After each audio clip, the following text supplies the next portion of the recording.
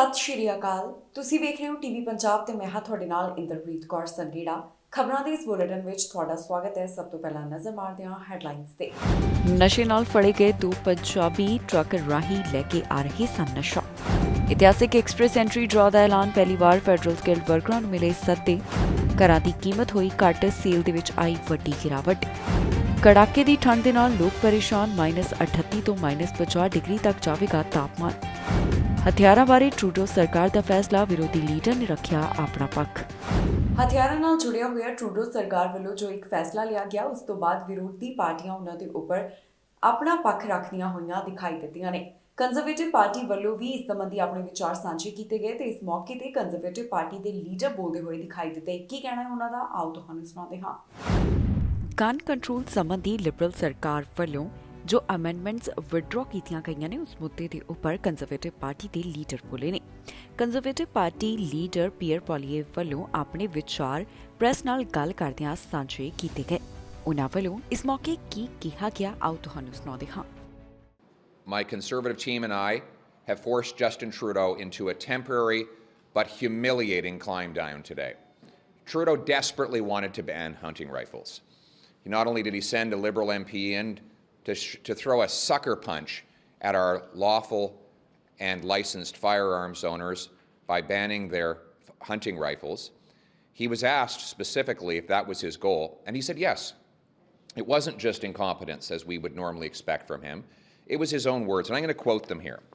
This was from December.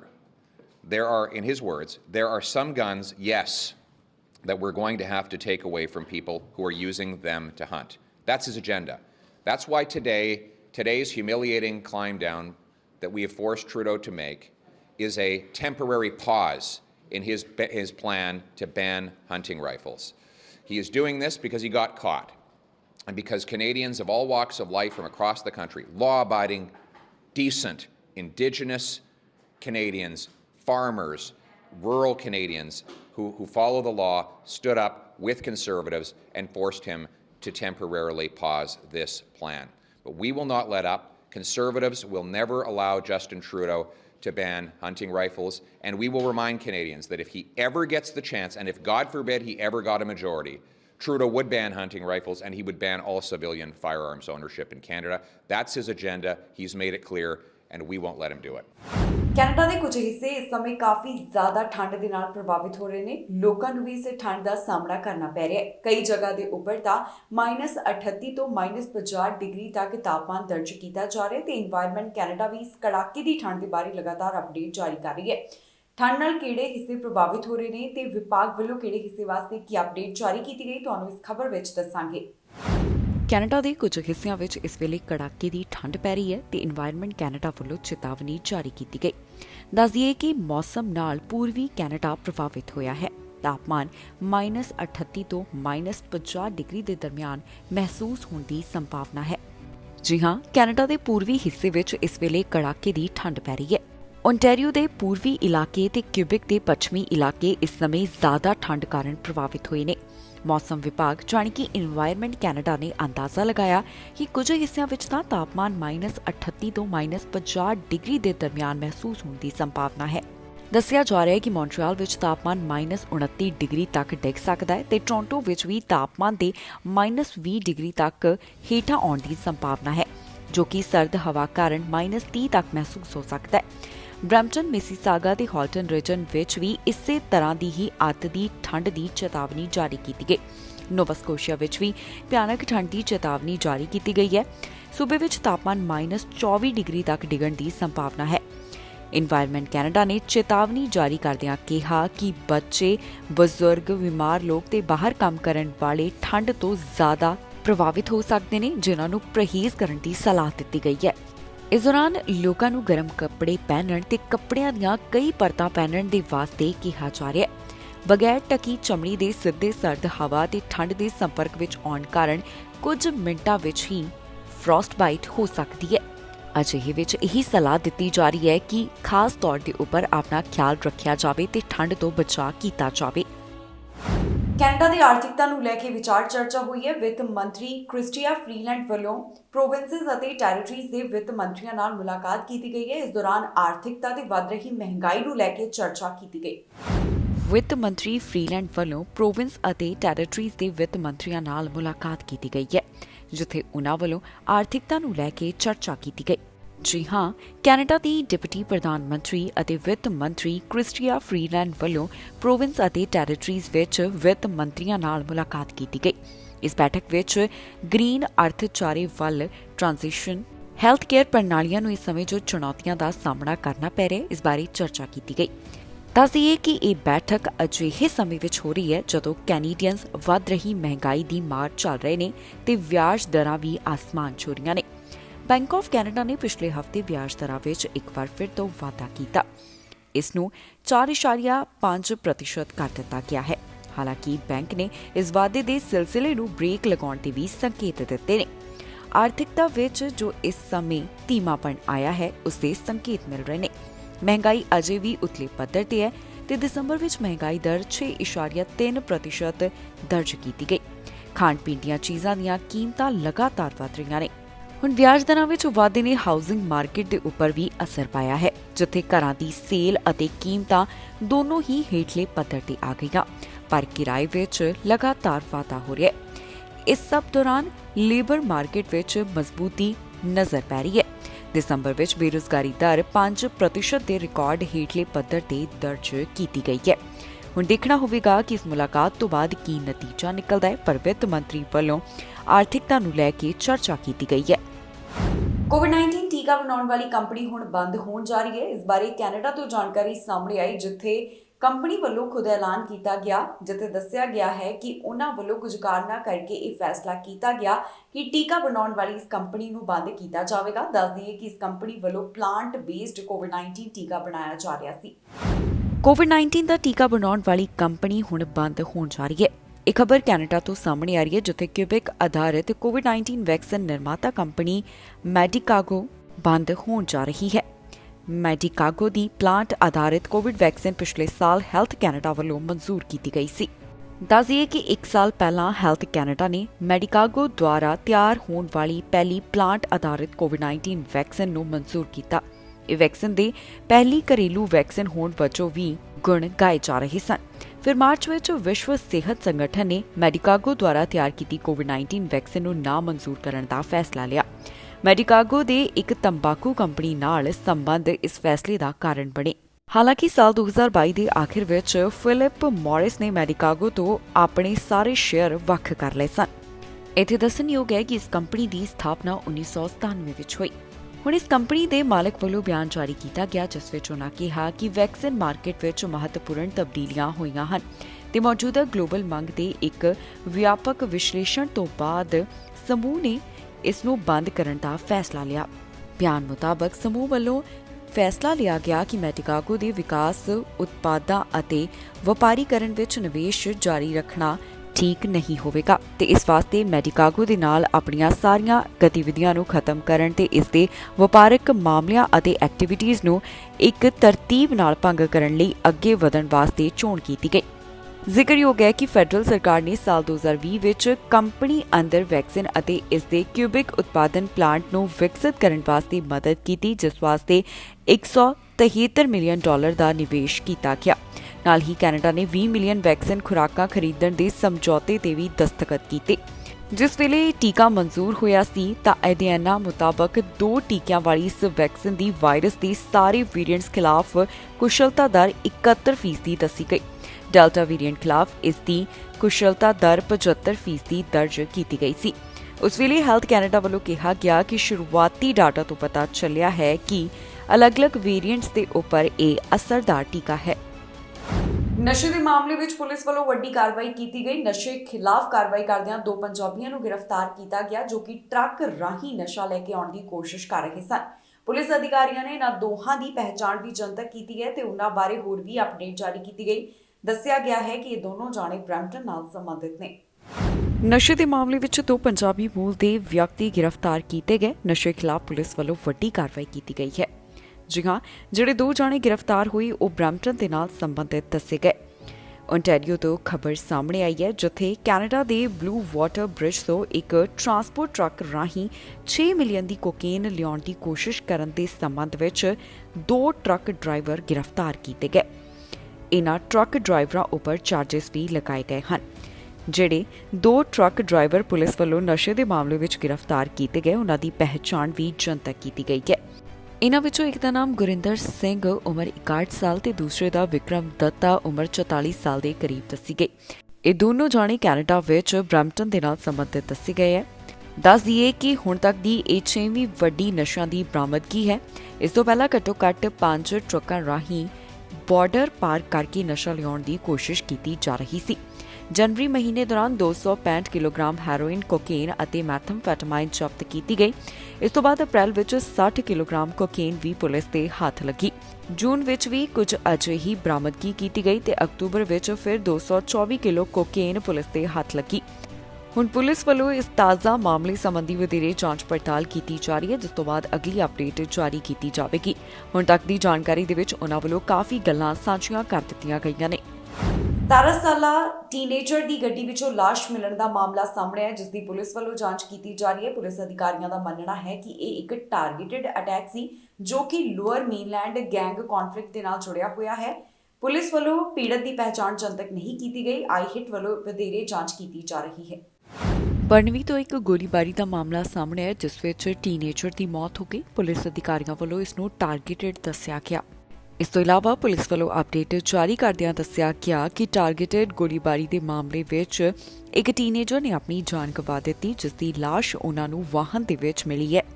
RCMP ਵੱਲੋਂ ਹੋਰ detail ਸਾਂਝੀ ਕਰਦਿਆਂ ਦੱਸਿਆ ਗਿਆ ਕਿ ਇਹ ਘਟਨਾ ਮਲਬਰੀ ਪਲੇਸ ਦੇ 7400 ਬਲਾਕ ਦੇ ਨਾਲ ਜੁੜੀ ਹੋਈ ਹੈ, ਜਿੱਥੇ 17 ਸਾਲ ਦਾ ਇੱਕ ਪੀੜਤ ਉਹਨਾਂ ਨੂੰ ਦੁਪਹਿਰ ਵੇਲੇ ਵਾਹਨ ਦੇ ਵਿੱਚ ਮਿਲਿਆ ਹੈ। ਇਸ ਮਾਮਲੇ ਦੀ ਜਾਂਚ ਕਰਨ ਵਾਸਤੇ ਇੰਟੀਗ੍ਰੇਟਡ ਹੋਮਿਸਾਈਡ ਇਨਵੈਸਟੀਗੇਸ਼ਨ ਟੀਮ ਨੂੰ ਬੁਲਾਇਆ ਗਿਆ, ਜਿਨ੍ਹਾਂ ਵੱਲੋਂ ਹੁਣ ਅੱਗੇ ਜਾਂਚ ਕੀਤੀ ਜਾ ਰਹੀ ਹੈ। ਆਈਹਿੱਟ ਵੱਲੋਂ ਅਜੇ ਤੱਕ ਪੀੜਤ ਦੀ ਪਹਿਚਾਣ ਜਨਤਕ ਨਹੀਂ ਕੀਤੀ ਗਈ। ਇਨਵੈਸਟੀਗੇਟਰਸ ਦਾ ਮੰਨਣਾ ਹੈ ਕਿ ਇਹ ਗੋਲੀਬਾਰੀ ਦੀ ਘਟਨਾ ਸਵੇਰੇ 9 ਵਜੇ ਦੇ ਕਰੀਬ ਵਾਪਰੀ ਹੈ ਤੇ ਉਹਨਾਂ ਵੱਲੋਂ ਇਹ ਪਤਾ ਲਗਾਉਣ ਦੀ ਕੋਸ਼ਿਸ਼ ਕੀਤੀ ਜਾ ਰਹੀ ਹੈ ਕਿ ਇੱਥੇ ਗੋਲੀਆਂ ਕਿਸ ਵੱਲੋਂ ਚਲਾਈਆਂ ਗਈਆਂ। ਇਨਵੈਸਟੀਗੇਟਰਸ ਇਹ ਵੀ ਮੰਨਦੇ ਨੇ ਕਿ ਇਹ ਲੋਅਰ ਮੇਨਲੈਂਡ ਗੈਂਗ ਕੌਨਫਲਿਕਟ ਦੇ ਨਾਲ ਜੁੜਿਆ ਹੋਇਆ ਮਾਮਲਾ ਹੈ। ਇਸ ਤੋਂ ਇਲਾਵਾ ਅਪੀਲ ਕੀਤੀ ਗਈ ਹੈ ਕਿ ਜੇਕਰ ਕਿਸੇ ਨੂੰ ਵੀ ਇਸ ਘਟਨਾ ਦੇ ਬਾਰੇ ਕੋਈ ਜਾਣਕਾਰੀ ਹੋਵੇ ਤਾਂ ਆਈਹਿੱਟ ਨਾਲ 187755144448 ਦੇ ਉੱਪਰ ਜਾਣਕਾਰੀ ਦਿੱਤੀ ਜਾ ਸਕਦੀ ਹੈ। ਕੈਨੇਡਾ ਵਿੱਚ ਇੱਕ ਵਾਰ ਫਿਰ ਤੋਂ ਘਰ ਹੋਰ ਸਸਤੇ ਹੋਏ ਨੇ, ਪਰ ਘਰ ਖਰੀਦਣ ਵਾਲੇ ਨਹੀਂ ਮਿਲ ਰਹੇ। ਜਨਵਰੀ ਮਹੀਨੇ ਦੌਰਾਨ ਘਰਾਂ ਦੀ ਕੀਮਤ ਵੀ ਹੇਠਾਂ ਆਈ ਤੇ ਘਰਾਂ ਦੀ ਸੇਲ ਵੀ ਹੇਠਾਂ ਦਰਜ ਕੀਤੀ ਗਈ ਹੈ। ਪਿਛਲੇ ਸਾਲ ਦੀ ਤੁਲਨਾ ਦੇ ਵਿੱਚ ਵੀ ਅਜਿਹਾ ਦੇਖਣ ਨੂੰ ਮਿਲਿਆ ਤੇ ਮਹੀਨੇ ਦੀ ਤੁਲਨਾ ਦੇ ਵਿੱਚ ਵੀ ਕੁਝ ਅਜਿਹੇ ਹੀ ਹਾਲਾਤ ਬਣੇ ਹੋਏ ਨੇ। ਬੈਂਕ ਆਫ ਕੈਨੇਡਾ ਵੱਲੋਂ ਪਿਛਲੇ ਦਿਨੀ 8ਵੀਂ ਵਾਰ ਵਿਆਜ ਦਰਾਂ ਵਿੱਚ ਵਾਧਾ ਕੀਤਾ ਗਿਆ, ਜਿਸ ਦਾ ਸਿੱਧਾ ਅਸਰ ਹਾਊਸਿੰਗ ਮਾਰਕੀਟ ਉੱਪਰ ਪੈ ਰਿਹਾ ਹੈ। ਕੈਨੇਡਾ ਤੋਂ ਘਰਾਂ ਦੀ ਸੇਲ ਬਾਰੇ ਤਾਜ਼ਾ ਜਾਣਕਾਰੀ ਸਾਹਮਣੇ ਆਈ, ਜਿੱਥੇ ਘਰਾਂ ਦੀ ਸੇਲ ਇੱਕ ਵਾਰ ਫਿਰ ਤੋਂ ਹੇਠਾਂ ਦਰਜ ਕੀਤੀ ਗਈ ਹੈ। ਇਹ ਜਾਣਕਾਰੀ ਟੋਰਾਂਟੋ ਤੋਂ ਸਾਹਮਣੇ ਆ ਰਹੀ ਹੈ, ਜਿੱਥੇ ਘਰਾਂ ਦੀ ਸੇਲ ਵਿੱਚ 44.6% ਦੀ ਗਿਰਾਵਟ ਦਰਜ ਕੀਤੀ ਗਈ। Greater Toronto areas real estate board ਵੱਲੋਂ ਜਨਵਰੀ ਮਹੀਨੇ ਬਾਰੇ ਅੰਕੜਾ ਸਾਂਝਾ ਕੀਤਾ ਗਿਆ, ਜਿੱਥੇ ਦੱਸਿਆ ਗਿਆ ਕਿ ਜਨਵਰੀ ਮਹੀਨੇ ਵੀ ਪਹਿਲਾਂ ਦੇ ਮੁਕਾਬਲੇ ਘੱਟ ਘਰ ਵਿਕੇ ਹਨ। Toronto regional real estate board ਵੱਲੋਂ ਦੱਸਿਆ ਗਿਆ ਕਿ ਪਿਛਲੇ ਮਹੀਨੇ ਹੋਮ ਪ੍ਰਾਈਸ ਇੰਡੈਕਸ 1,78,900 ਦਰਜ ਕੀਤਾ ਗਿਆ, ਜੋ ਕਿ ਦਸੰਬਰ ਦੇ ਮੁਕਾਬਲੇ ਘੱਟ ਦੱਸਿਆ ਜਾ ਰਿਹਾ ਹੈ। ਦਸੰਬਰ ਮਹੀਨੇ ਦੌਰਾਨ ਇਹ ਅੰਕੜਾ 1,81,400 ਦਾ ਸੀ। ਇਸ ਤੋਂ ਇਲਾਵਾ ਜਨਵਰੀ ਮਹੀਨੇ ਦੌਰਾਨ ਐਵਰੇਜ ਹੋਮ ਪ੍ਰਾਈਸ 1,58,668 ਦੱਸਿਆ ਗਿਆ, ਜੋ ਕਿ ਦਸੰਬਰ ਵਿੱਚ 1,51,031 ਸੀ। ਜਾਣਕਾਰੀ ਮੁਤਾਬਕ ਘਰਾਂ ਦੀਆਂ ਕੀਮਤਾਂ ਵਿੱਚ ਪਹਿਲਾਂ ਦੇ ਮੁਕਾਬਲੇ 20% ਦੀ ਗਿਰਾਵਟ ਦੱਸੀ ਜਾ ਰਹੀ ਹੈ ਤੇ ਜੇਕਰ ਪਿਛਲੇ ਸਾਲ ਦੀ ਤੁਲਨਾ ਕੀਤੀ ਜਾਵੇ ਤਾਂ ਇਹ ਅੰਕੜਾ 16.4% ਦਾ ਦੱਸਿਆ ਗਿਆ। ਜ਼ਿਕਰਯੋਗ ਹੈ ਕਿ ਵਿਆਜ ਦਰਾਂ ਦੇ ਵਿੱਚ ਜੋ ਵਾਧਾ ਹੋ ਰਿਹਾ ਹੈ, ਉਸ ਦਾ ਸਿੱਧਾ ਅਸਰ ਘਰਾਂ ਦੀਆਂ ਕੀਮਤਾਂ ਅਤੇ ਘਰਾਂ ਦੀ ਸੇਲ ਦੇ ਉੱਪਰ ਪੈ ਰਿਹਾ ਹੈ। ਹਾਲ ਹੀ ਵਿੱਚ ਬੈਂਕ ਆਫ ਕੈਨੇਡਾ ਵੱਲੋਂ 8ਵੀਂ ਵਾਰ ਵਿਆਜ ਦਰਾਂ ਵਿੱਚ ਵਾਧਾ ਕੀਤਾ ਗਿਆ, ਜਿਸ ਕਾਰਨ ਘਰਾਂ ਦੀਆਂ ਕੀਮਤਾਂ ਦੇ ਉੱਪਰ ਵੀ ਅਸਰ ਪੈ ਰਿਹਾ ਹੈ। ਬੈਂਕ ਆਫ ਕੈਨੇਡਾ ਦਾ ਇਸ ਬਾਰੇ ਕਹਿਣਾ ਹੈ ਕਿ ਉਨ੍ਹਾਂ ਵੱਲੋਂ ਵੱਧ ਰਹੀ ਮਹਿੰਗਾਈ ਨੂੰ ਕਾਬੂ ਪਾਉਣ ਸੰਬੰਧੀ ਅਜਿਹੇ ਕਦਮ ਚੁੱਕੇ ਜਾ ਰਹੇ ਨੇ, ਜਿਸ ਦੇ ਕਾਰਨ ਉਨ੍ਹਾਂ ਨੇ 8ਵੀਂ ਵਾਰ ਇੰਟਰਸਟ ਰੇਟ ਵਧਾਇਆ ਤੇ ਇਸ ਦਾ ਨਤੀਜਾ ਇਹ ਰਿਹਾ ਕਿ ਘਰਾਂ ਦੀਆਂ ਕੀਮਤਾਂ ਅਤੇ ਘਰਾਂ ਦੀ ਸੇਲ ਲਗਾਤਾਰ ਹੇਠਾਂ ਆ ਰਹੀ ਹੈ। ਪਹਿਲਾਂ ਜਦੋਂ ਘਰਾਂ ਦੀਆਂ ਕੀਮਤਾਂ ਕਾਫੀ ਸਨ ਤਾਂ ਘਰਾਂ ਦੀ ਸੇਲ ਦੇ ਵਿੱਚ ਵੀ ਕਾਫੀ ਵਾਧਾ ਦਰਜ ਕੀਤਾ ਗਿਆ। ਅੰਕੜਿਆਂ ਮੁਤਾਬਕ ਪਿਛਲੇ ਮਹੀਨੇ 3100 ਘਰ ਵਿਕੇ, ਜਦਕਿ ਪਹਿਲਾਂ ਇਹਨਾਂ ਦਾ ਅੰਕੜਾ ਪਿਛਲੇ ਸਾਲ ਦੌਰਾਨ 5000 ਤੋਂ ਵੱਧ ਸੀ। ਹੁਣ ਦੇਖਣਾ ਹੋਵੇਗਾ ਕਿ ਆਉਣ ਵਾਲੇ ਸਮੇਂ ਦੌਰਾਨ ਘਰਾਂ ਦੀਆਂ ਕੀਮਤਾਂ ਅਤੇ ਘਰਾਂ ਦੀ ਸੇਲ ਦੇ ਉੱਪਰ ਕੀ ਅਸਰ ਪੈਂਦਾ ਹੈ। ਸਰਕਾਰ ਵੱਲੋਂ ਜੋ ਇੱਕ ਫਰਮ ਨੂੰ ਕੰਟਰੈਕਟ ਦਿੱਤਾ ਗਿਆ, ਉਸ ਤੋਂ ਬਾਅਦ ਕਈ ਮੰਤਰੀ, ਕਈ ਮੈਂਬਰ ਪਾਰਲੀਮੈਂਟ ਇਸ ਦੇ ਉੱਪਰ ਸਵਾਲ ਚੁੱਕਦੇ ਹੋਏ ਦਿਖਾਈ ਦੇ ਰਹੇ ਨੇ। ਇੱਕ ਮੈਂਬਰ ਪਾਰਲੀਮੈਂਟ ਵੱਲੋਂ ਹੋਰ ਆਪਣੇ ਵਿਚਾਰ ਸਾਂਝੇ ਕੀਤੇ ਗਏ, ਕਿਹਨਾਂ ਵੱਲੋਂ ਆਪਣਾ ਪੱਖ ਰੱਖਿਆ ਗਿਆ, ਤੁਹਾਨੂੰ ਇਸ ਖਬਰ ਵਿੱਚ ਦੇਵਾਂਗੇ ਸਾਰੀ ਜਾਣਕਾਰੀ। ਫੈਡਰਲ ਸਰਕਾਰ ਵੱਲੋਂ ਜੋ ਕੰਟਰੈਕਟ ਦਿੱਤੇ ਗਏ ਨੇ, ਉਸ ਤੋਂ ਬਾਅਦ ਹੁਣ ਇੱਕ ਹੋਰ ਐਮਪੀ ਵੱਲੋਂ ਆਪਣੇ ਵਿਚਾਰ ਸਾਂਝੇ ਕੀਤੇ ਗਏ ਹਨ। ਇਹ ਵਿਚਾਰ ਉਹਨਾਂ ਵੱਲੋਂ ਪਾਰਲੀਮੈਂਟ ਹਿੱਲ ਦੇ ਰਿਪੋਰਟਰਸ ਨਾਲ ਸਾਂਝੇ ਕੀਤੇ ਗਏ, ਜਿੱਥੇ ਉਹਨਾਂ ਨੂੰ ਕੰਟਰੈਕਟ ਕੰਪਨੀ ਨੂੰ ਦਿੱਤੇ ਜਾਣ ਦੇ ਬਾਰੇ ਪੁੱਛਿਆ ਗਿਆ ਸੀ। ਇਸ ਬਾਰੇ ਕੀ ਕਹਿਣਾ ਹੈ ਉਹਨਾਂ ਦਾ, ਆਓ ਤੁਹਾਨੂੰ ਸੁਣਾਉਂਦੇ ਹਾਂ। Yesterday, we heard from Dominic Barton, when in our study on McKinsey, about his company and about his role in his company and about some of the strategies that McKinsey and many other consulting firms are taking. In fact, what we heard is that they're a small player in the $100+ million public services and procurement club and $500 million public services and procurement consulting club. And we need to get to the bottom of it. Canadians deserve answers. They deserve to know where their tax dollars are being spent and how they're being spent. And therefore, we're calling on the government and the committee to expand the scope of the study to include all of the big players, Deloitte, PricewaterhouseCoopers, who are getting over $500 million in contracts, in expensive consulting contracts from the government to provide services to Canadians, to KPMG, to the other beneficiaries of really what's happening here in public services that is being contracted out to Canadians. We know ultimately what we heard yesterday at committee from Dominic Barton is he called it the new phenomenon. And the new phenomenon is that these big expensive consulting companies, they're investing a record amount of money in research and development. They're building a shadow government, and Canadians should be concerned. We need to get to the bottom of it.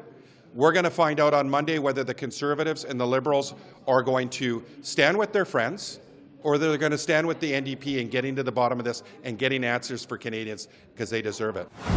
ਸਰੀ ਵਿੱਚ ਸਰੀ police ਨੂੰ ਤਾਇਨਾਤ ਕੀਤਾ ਜਾਵੇਗਾ ਜਾਂ ਫਿਰ ਇੱਥੇ RCMP ਹੀ ਰਹਿਣ ਵਾਲੀ ਹੈ, ਅਜੇ ਇਸ ਦੇ ਉੱਪਰ ਕੋਈ ਵੀ ਫੈਸਲਾ ਨਹੀਂ ਆ ਸਕਿਆ। ਵਧੇਰੇ ਜਾਣਕਾਰੀ ਜਿਹੜੀ ਉਹ ਲਗਾਤਾਰ ਮੰਗੀ ਜਾ ਰਹੀ ਹੈ।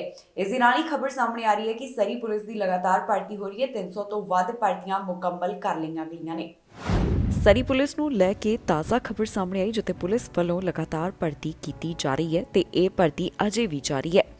ਦੱਸਿਆ ਜਾ ਰਿਹਾ ਹੈ ਕਿ 300 ਤੋਂ ਵੱਧ ਅਧਿਕਾਰੀਆਂ ਦੀ ਭਰਤੀ ਮੁਕੰਮਲ ਹੋ ਗਈ। ਜੀ ਹਾਂ, ਸਰੀ ਵਿੱਚ ਸਰੀ ਪੁਲਿਸ ਜਾਂ ਫਿਰ ਆਰਸੀਐਮਪੀ ਰੱਖਣ ਦੇ ਵਿਵਾਦ ਦਰਮਿਆਨ ਸਰੀ ਪੁਲਿਸ ਵੱਲੋਂ ਵੱਖ-ਵੱਖ ਪੱਧਰ ਦੇ ਅਧਿਕਾਰੀਆਂ ਦੀ ਭਰਤੀ ਲਗਾਤਾਰ ਜਾਰੀ ਹੈ। ਪ੍ਰਾਪਤ ਜਾਣਕਾਰੀ ਮੁਤਾਬਕ ਚਾਹੇ ਸਰੀ ਪੁਲਿਸ ਅਤੇ ਸਰੀ ਆਰਸੀਐਮਪੀ ਦੇ ਅਧਿਕਾਰੀ ਸਿਟੀ ਤੋਂ ਤਨਖਾਹ ਹਾਸਲ ਕਰਦੇ ਨੇ, ਪਰ ਦੋਵਾਂ ਦੇ ਵਿੱਚ ਕਾਫੀ ਅੰਤਰ ਹੈ। ਸਰੀ ਪੁਲਿਸ ਸਰਵਿਸ ਦੇ ਸਰਜੈਂਟ ਵੱਲੋਂ ਦੱਸਿਆ ਗਿਆ ਕਿ ਦੋਵਾਂ ਪੁਲਿਸ ਨੂੰ ਹੀ ਵਿੱਤੀ ਸਹਾਇਤਾ ਸਿਟੀ ਤੋਂ ਮਿਲਦੀ ਹੈ, ਪਰ ਆਰਸੀਐਮਪੀ ਦੇ ਮਾਮਲੇ ਵਿੱਚ 10% ਦੀ ਸਬਸਿਡੀ ਫੈਡਰਲ ਸਰਕਾਰ ਤੋਂ ਮਿਲ ਜਾਂਦੀ ਹੈ।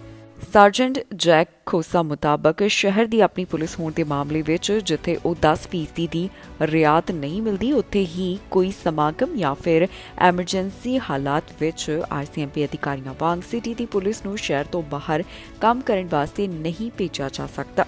ਉਨ੍ਹਾਂ ਕਿਹਾ ਕਿ ਇਸ ਤੋਂ ਇਲਾਵਾ ਵੱਡਾ ਫਰਕ ਜਵਾਬਦੇਹੀ ਹੈ। ਆਰਸੀਐਮਪੀ ਜਿੱਥੇ ਫੈਡਰਲ ਸਰਕਾਰ ਨੂੰ ਰਿਪੋਰਟ ਕਰਦੀ ਹੈ, ਸਿਟੀ ਦੀ ਪੁਲਿਸ ਬੋਰਡ ਨੂੰ ਜਵਾਬਦੇਹ ਹੁੰਦੀ ਹੈ, ਜਿਸ ਵਿੱਚ ਕਿ ਲੋਕਲ ਨੁਮਾਇੰਦੇ ਹੁੰਦੇ ਨੇ। ਬੋਰਡ ਸਿਟੀ ਪੁਲਿਸ ਨੂੰ ਸ਼ਹਿਰ ਦੀਆਂ ਲੋੜਾਂ ਦੇ ਹਿਸਾਬ ਨਾਲ ਕੰਮ ਕਰਨ ਦੇ ਨਿਰਦੇਸ਼ ਦਿੱਤੇ ਜਾਂਦੇ ਹਨ, ਜੋ ਕਿ ਸਮੇਂ-ਸਮੇਂ ਸਿਰ ਬਦਲਦੇ ਰਹਿੰਦੇ ਨੇ। ਜਾਣਕਾਰੀ ਮੁਤਾਬਕ ਇਸ ਸਮੇਂ ਸਰੀ ਪੁਲਿਸ ਬੋਰਡ ਵਿੱਚ ਕੁੱਲ 9 ਮੈਂਬਰ ਹਨ, ਜਿਨ੍ਹਾਂ ਵਿੱਚ ਪੰਜਾਬੀ ਮੂਲ ਦੀਆਂ 3 ਔਰਤਾਂ ਵੀ ਸ਼ਾਮਿਲ ਨੇ। ਸਰਜੈਂਟ ਖੋਸਾ ਮੁਤਾਬਕ ਬੋਰਡ ਦੇ ਐਕਟ ਮੁਤਾਬਕ ਸਿਟੀ ਪੁਲਿਸ ਅਧਿਕਾਰੀਆਂ ਦੇ ਖਿਲਾਫ ਸ਼ਿਕਾਇਤ ਕਰਨ ਦੀ ਪ੍ਰਕਿਰਿਆ ਆਰਸੀਐਮਪੀ ਨਾਲ ਘੱਟ ਪੇਚੀਦਾ ਹੈ। ਜਾਣਕਾਰੀ ਮੁਤਾਬਕ ਆਰਸੀਐਮਪੀ ਵਿੱਚ ਜਿੱਥੇ ਅਧਿਕਾਰੀਆਂ ਖਿਲਾਫ ਸ਼ਿਕਾਇਤਾਂ ਦਾ ਨਿਵਾਰਨ ਫੈਡਰਲ ਪੱਧਰ ਦੇ ਉੱਪਰ ਹੁੰਦਾ ਹੈ, ਮਿਊਨਿਸਪਲ ਪੁਲਿਸ ਵਿੱਚ ਅਜਿਹੀਆਂ ਸ਼ਿਕਾਇਤਾਂ ਲੋਕਲ ਪੱਧਰ ਦੇ ਉੱਪਰ ਹੀ ਹੱਲ ਕੀਤੀਆਂ ਜਾਂਦੀਆਂ ਨੇ। ਸਰੀ ਪੁਲਿਸ ਵਿੱਚ ਹੁਣ ਤੱਕ 300 ਤੋਂ ਵੱਧ ਅਧਿਕਾਰੀ ਭਰਤੀ ਹੋ ਚੁੱਕੇ ਨੇ। ਸਰਜਨ ਨੇ ਦੱਸਿਆ ਕਿ ਸਰੀ ਪੁਲਿਸ ਵਿੱਚ 333 ਪੁਲਿਸ ਕਰਮੀ ਹਨ, ਜਿਨ੍ਹਾਂ ਵਿੱਚੋਂ 39 ਇਸ ਸਮੇਂ ਵੱਖ-ਵੱਖ ਤਰ੍ਹਾਂ ਦੀ ਟ੍ਰੇਨਿੰਗ ਅਧੀਨ ਹਨ। ਇਤਿਹਾਸਕ ਐਕਸਪ੍ਰੈਸ ਐਂਟਰੀ ਦਾ ਡਰਾਅ ਕੱਢਿਆ ਗਿਆ, ਜਿੱਥੇ ਪਹਿਲੀ ਵਾਰ ਫੈਡਰਲ ਸਕਿਲਡ ਵਰਕਰਾਂ ਨੂੰ ਸੱਦੇ ਜਾਰੀ ਕੀਤੇ ਗਏ ਨੇ। 3000 ਤੋਂ ਵੱਧ ਨੂੰ ਇਨਵੀਟੇਸ਼ਨ ਹਾਸਿਲ ਹੋਏ। ਕਿੰਨਾ ਕੰਪਰੀਹੈਂਸਿਵ ਰੈਂਕਿੰਗ ਸਿਸਟਮ ਸਕੋਰ ਹੈ, ਇਹ ਵੀ IRCC ਵੱਲੋਂ ਦੱਸਿਆ ਗਿਆ ਹੈ। ਦੱਸ ਦਈਏ ਕਿ ਇਸ ਸਾਲ ਦਾ ਇਹ ਚੌਥਾ ਐਕਸਪ੍ਰੈਸ ਐਂਟਰੀ ਦਾ ਡਰਾਅ ਸੀ ਤੇ ਪਹਿਲਾ ਫੈਡਰਲ ਸਕਿਲਡ ਵਰਕਰ ਕੈਟਾਗਰੀ ਦੇ ਤਹਿਤ ਇਹ ਡਰਾਅ ਕੱਢਿਆ ਗਿਆ। ਇਤਿਹਾਸਕ ਐਕਸਪ੍ਰੈਸ ਐਂਟਰੀ ਦੇ ਡਰਾਅ ਦਾ ਐਲਾਨ ਕੀਤਾ ਗਿਆ, ਜਿਸ ਵਿੱਚ ਪਹਿਲੀ ਵਾਰ ਫੈਡਰਲ ਸਕਿਲਡ ਵਰਕਰਸ ਨੂੰ ਸੱਦੇ ਜਾਰੀ ਕੀਤੇ ਗਏ। ਜੀ ਹਾਂ, IRCC ਵੱਲੋਂ ਸਾਲ 2023 ਦਾ ਚੌਥਾ ਡਰਾਅ ਕੱਢਿਆ ਗਿਆ, ਜਿੱਥੇ immigration, refugees and citizenship Canada ਵੱਲੋਂ ਪਹਿਲੀ ਵਾਰ ਫੈਡਰਲ ਸਕਿਲਡ ਵਰਕਰਾਂ ਨੂੰ ਸੱਦੇ ਦਿੱਤੇ ਗਏ। ਕੁੱਲ 3300 ਉਮੀਦਵਾਰਾਂ ਨੂੰ ਇਨਵੀਟੇਸ਼ਨ ਹਾਸਲ ਹੋਏ, ਜਿਨ੍ਹਾਂ ਨੂੰ ਘੱਟੋ-ਘੱਟ 499 ਕੰਪਰੀਹੈਂਸਿਵ ਰੈਂਕਿੰਗ ਸਿਸਟਮ ਸਕੋਰ ਦੀ ਜ਼ਰੂਰਤ ਰਹੀ। ਦੱਸੀਏ ਕਿ ਇਸ ਵਿੱਚ ਉਹ ਉਮੀਦਵਾਰ ਅਪਲਾਈ ਕਰ ਸਕਦੇ ਸਨ ਜਿਹੜੇ ਕਿ ਫੈਡਰਲ ਸਕਿਲਡ ਵਰਕਰ ਪ੍ਰੋਗਰਾਮ ਦੇ ਨਾਲ ਜੁੜੇ ਹੋਏ ਰਹੇ। ਸਾਲ 2015 ਵਿੱਚ ਇਸ ਤਰ੍ਹਾਂ ਦੀ ਪਹਿਲੀ ਸ਼ੁਰੂਆਤ ਕੀਤੀ ਗਈ ਸੀ ਤੇ ਹੁਣ ਇਹ ਦੂਸਰੀ ਵਾਰ ਅਜਿਹਾ ਹੋਇਆ ਜਦੋਂ ਡਰਾਅ ਵਿੱਚ ਇਹਨਾਂ ਉਮੀਦਵਾਰਾਂ ਨੂੰ ਸੱਦੇ ਜਾਰੀ ਕੀਤੇ ਗਏ ਹੋਣ। ਦੱਸੀਏ ਕਿ ਇਸ ਸਾਲ ਦਾ ਪਹਿਲਾ ਐਕਸਪ੍ਰੈਸ ਐਂਟਰੀ ਡਰਾਅ 11 ਜਨਵਰੀ ਨੂੰ ਐਲਾਨ ਕੀਤਾ ਗਿਆ, ਜਿਸ ਦੇ ਉੱਪਰ ਪਹਿਲਾਂ 6 ਹਫ਼ਤਿਆਂ ਦੇ ਲਈ ਰੋਕ ਲਗਾ ਦਿੱਤੀ ਗਈ ਸੀ। ਇਸ ਤੋਂ ਪਹਿਲਾਂ 23 ਨਵੰਬਰ ਨੂੰ ਡਰਾਅ ਕੱਢਿਆ ਗਿਆ, ਜਿਸ ਤੋਂ ਬਾਅਦ ਕੁਝ ਹਫ਼ਤਿਆਂ ਲਈ ਇਸ ਨੂੰ ਰੋਕ ਦਿੱਤਾ ਗਿਆ। 11 ਜਨਵਰੀ ਦੇ ਡਰਾਅ ਵਿੱਚ ਕੁੱਲ 5500 ਉਮੀਦਵਾਰਾਂ ਨੂੰ ਇਨਵੀਟੇਸ਼ਨ ਹਾਸਿਲ ਹੋਏ ਤੇ 507 CRS ਸਕੋਰ ਦੀ ਜ਼ਰੂਰਤ ਰਹੀ। ਇਸ ਤੋਂ ਬਾਅਦ ਦੂਸਰਾ ਡਰਾਅ 18 ਜਨਵਰੀ ਨੂੰ ਕੱਢਿਆ ਗਿਆ, ਜਿਸ ਵਿੱਚ 5000 ਤੋਂ ਵੱਧ ਉਮੀਦਵਾਰਾਂ ਨੂੰ ਸੱਦੇ ਹਾਸਿਲ ਹੋਏ ਤੇ CRS ਸਕੋਰ ਰਿਕੁਆਇਰਮੈਂਟ 490 ਦੀ ਰਹੀ। ਇਸੇ ਤਰ੍ਹਾਂ ਲਗਾਤਾਰ ਡਰਾਅ ਕੱਢੇ ਜਾ ਰਹੇ ਨੇ ਤੇ ਤਾਜ਼ਾ ਡਰਾਅ ਐਕਸਪ੍ਰੈਸ ਐਂਟਰੀ ਦਾ ਇਸ ਸਾਲ ਦਾ ਚੌਥਾ ਡਰਾਅ ਹੈ ਤੇ ਫੈਡਰਲ ਸਕਿਲਡ ਵਰਕਰਸ ਕੈਟਾਗਰੀ ਦਾ ਇਹ ਇਤਿਹਾਸਿਕ ਡਰਾਅ ਦੱਸਿਆ ਗਿਆ।